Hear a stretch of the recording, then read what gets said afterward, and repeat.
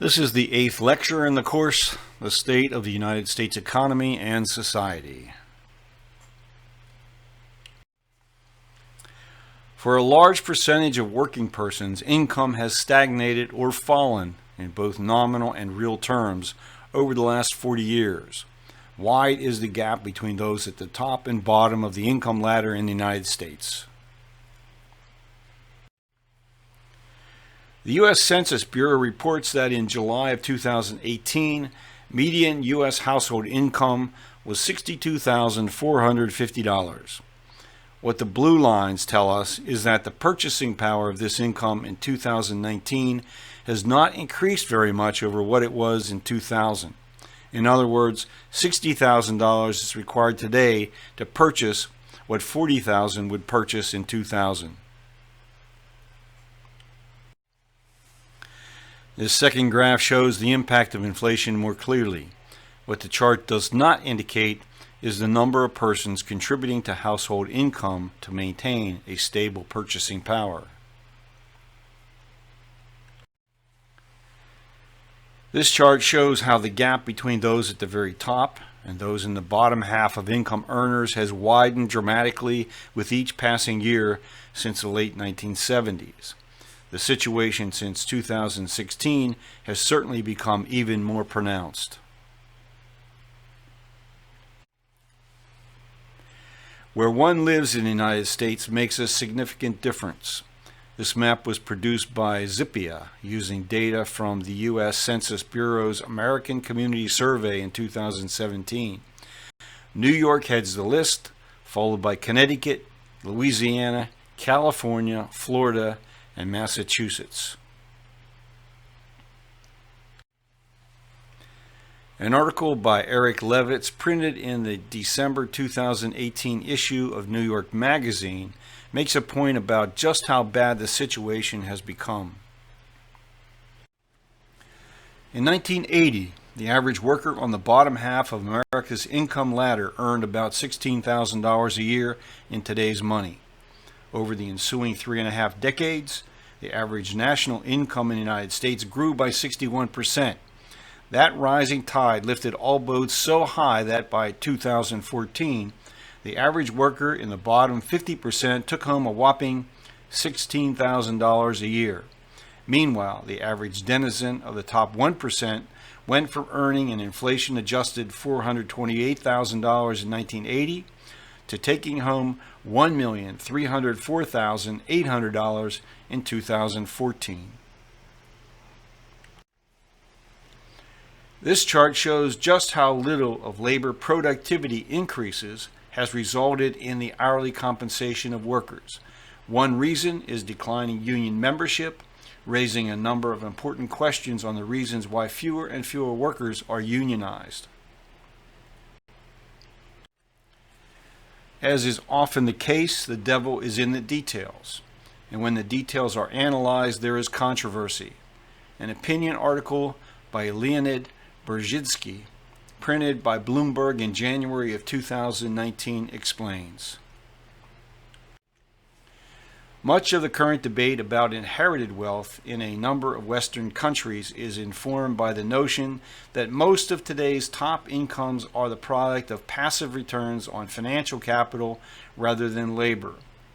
But in a new National Bureau of Economic Research working paper, 4 U.S. economists stipulate that much of that income actually comes from the returns on the aptitudes or human capital of the working rich.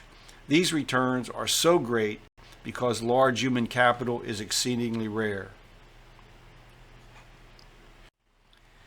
A research project undertaken by several economists at the University of Chicago and published in January of 2019 by the U.S. Treasury Department raised a number of important issues regarding the income level of those holding executive positions in businesses and other organizations. One of the co-authors of this paper, Eric Zwick, explained the findings published in this paper at a program at the University of Chicago as they pertain to firms owned and managed by one or a small number of key individuals. He stated, Most capitalists in the 21st century appear to resemble the working rich and not the coupon-clipping rentiers of Marx's era. Owners are not only actively involved, but are in some sense instrumental to the income-generating activity that is going on in these firms. A report released at the end of 2016 by the Institute for Policy Studies revealed that the 100 U.S. CEOs with the biggest company retirement funds have $4.7 billion in those accounts. This is roughly equivalent to the retirement savings of the bottom 116 million Americans, or 41% of U.S. households and 59% of all African American households. A report issued in mid-2018 by the Economic Policy Institute finds that a household needs an income of nearly $422,000 to be included in the top 1% of U.S. households. In Connecticut, you would need an income of $700,800 to be in the top 1%. In New Mexico, you need just $255,500. Income inequality is worsening and will certainly continue on this path as a consequence of the tax cuts now in effect. The Federal Reserve's data released in 2017 indicated that the top 1% of households received 23.8% of total income in 2016, double the percentage in 1992. At the same time, the bottom 90% of households received just 49.7% of income, down from more than 60% in 1992. Median household income for whites continues to be significantly higher than for blacks or Hispanics. The underlying reasons for these ethnic and racial distinctions are complex, of course. Discrimination continues to be a serious obstacle for persons of color. Here is a slightly updated chart. Note that leveling off of median income for blacks and the decline indicated for Asians. This chart was published by the Peter G. Peterson Foundation in September of 2018. Educational level is often advanced as a major reason. While 47% of whites have completed at least a 2-year college degree, the rate for African Americans is 33%, and for Hispanics just 23%. The disparities increase for individuals who complete a bachelor's or higher degree, 32.8% for whites, 22.5% for African Americans, and 15.5% for Hispanics. And even where the educational attainment is the same for men and women, men still receive higher annual incomes. Race and ethnicity also play a role in determining the income of women when compared to other women.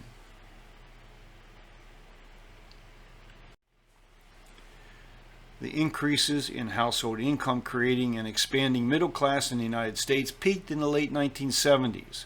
The concentration of income at the very top has continued ever since. A paper written by UC Berkeley economics professor Gabriel Zuckman, published in February of this year by the National Bureau of Economic Research, concludes that income inequality has again reached levels last seen in the years just before the Great Depression and the Great Recession of 2008.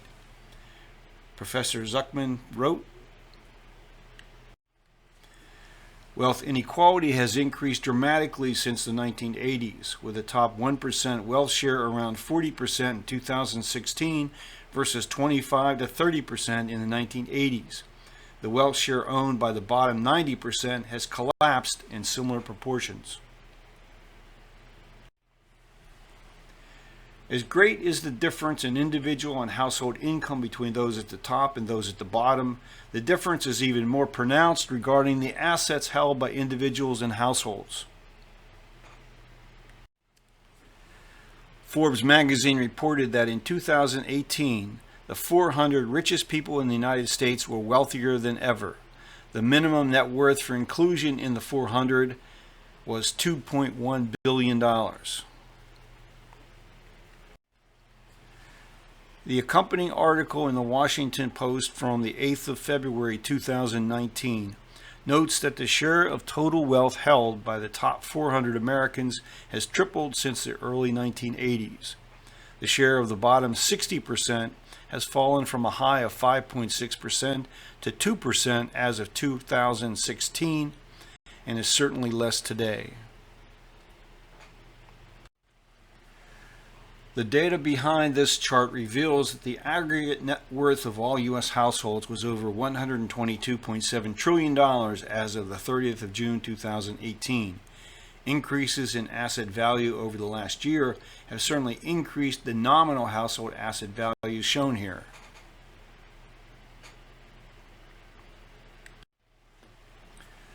What this chart reveals is the extent to which asset ownership is concentrated in the top 20% of U.S. households. By 2016, the bottom 90% of the population held just 23% of wealth. The top 1% had climbed to 40%. As one would expect, there is a strong correlation between household net worth and age. However, for many in the older age categories, the value of one's residential property amounts to a large portion of overall net worth. This pie chart, based on 2014 data, is the most current data published. A report issued in September of 2017 by the Institute for Policy Studies examined the extent to which wealth concentration is leading to deepening poverty among black households in the United States.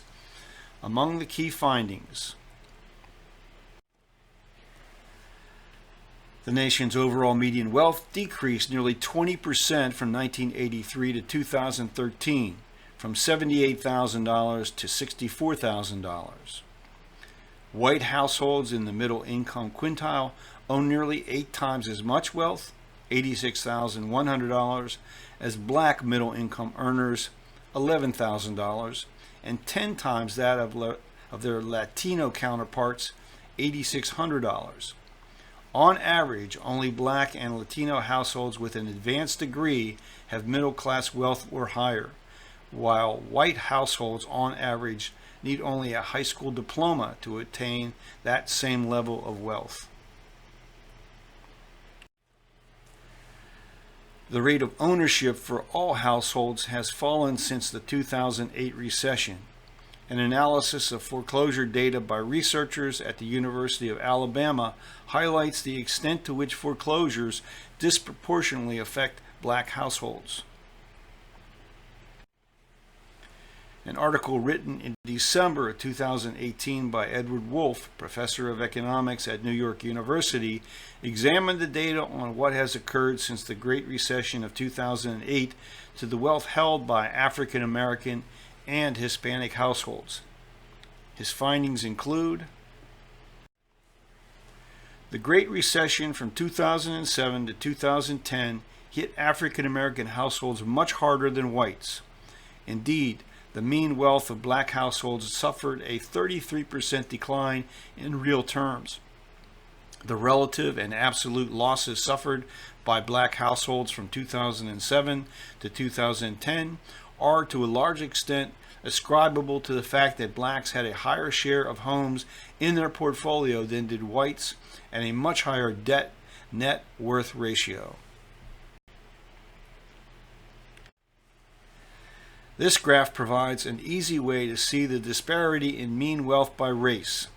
And to repeat what Professor Wolf has indicated, the main reason is that the net worth of blacks and Hispanics is dependent on the equity in a owner-occupied residential property. For Asian Americans, the level of net worth depends on a number of factors, especially how many generations ago one's ethnic group came to the United States, and level of education. Another factor is the percentage of an Asian American group who remain undocumented. Research by the Pew Research Center indicates that the Asian population in the United States has grown 72% since the year 2000, a central reason why this measure of income inequality has Asians at the top. Asians have a lower home ownership rate, 57%, than the U.S. public overall, 63%. All Asian-headed households, except for those headed by a Vietnamese, 65%, or Japanese, 63%, individual, are less likely to own a home than American households overall. Households headed by some Asian groups have ownership rates well below the U.S. average. For example, only about a quarter of households headed by Nepalese, 24%, and a third of Burmese, 33%, owned their home in 2015. Nevertheless, home ownership is on the rise among Asian Americans. In 2000, 53% of Asian household heads were homeowners. By 2015, that share had risen to 57%. For most Americans, the most serious financial problems occur with retirement. Savings and pension data from 2013 indicate that nearly 1 in 3 workers had no retirement savings. Far worse, 7 out of 10 African Americans and Hispanics had no savings. A survey taken in January 2019 by Go Banking Rates found that 42% of respondents have less than $10,000 saved. This survey reached 3,000 respondents in 3 age groups: millennials, Generation X, and baby boomers. The Bureau of Labor Statistics adds concern, reporting that on average, adults 65 and over spend almost $46,000 a year. Only when more current data is released by the U.S. Census Bureau will the situation be made clear. Moving on, we will next take a close look at how we own and manage nature.